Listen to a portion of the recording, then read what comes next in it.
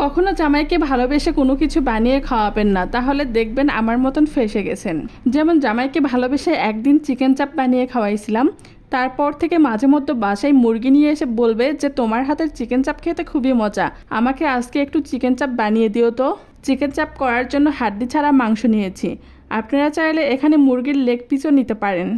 মাংসগুলো ভালোভাবে পরিষ্কার করে নিয়েছি, এরপর শিলপাটায় মাংসগুলো রেখে ভালোভাবে থেতো করে নিচ্ছি যতটা সম্ভব। আর এটা খেতেও আরও বেশি টেস্টি হয়। মাংসগুলো খুব ভালোভাবে থেতো করে নিয়েছি, এখন এগুলো একটা বাটিতে নিব।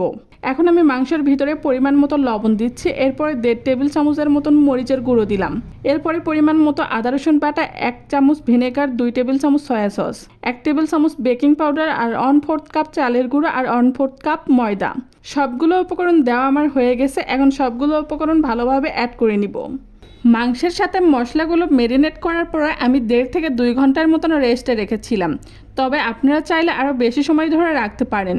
যত বেশি রেস্টে রাখবেন খেতে তত বেশি মজা লাগবে। এ পর্যায়ে চুলার উপর কড়াই বসিয়ে দিয়েছি, আর কড়াইয়ে সামান্য পরিমাণ তেল দিয়েছি। আর অবশ্যই চাপ ভাজার জন্য তেলের পরিমাণ একটু কম দিলেই হবে।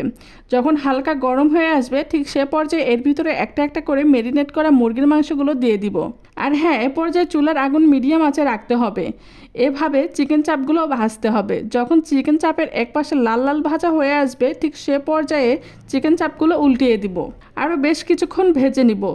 তবে বগুড়ার চুন্নুর চাপ ভীষণ ফেমাস। তবে এইভাবে যদি আপনিও বাসায় চাপ বানিয়ে খান তবে চুন্নুর চাপকেও হার মানিয়ে দিবে। আর যে কোনো রেসিপি বাইরের থেকে বাসায় বানিয়ে পরিবারের সঙ্গে বসে খাওয়ার মজাই আলাদা, কারণ প্রত্যেকটা খাবারে আদর, যত্ন আর ভালোবাসা মিশিয়ে থাকে। আপনারা যারা এখনও চিকেন চাপ বাসায় বানিয়ে খাননি তারা অবশ্যই এভাবে ট্রাই করে দেখবেন, খেতে অনেক মজা লাগবে। Thank you so much for watching my video.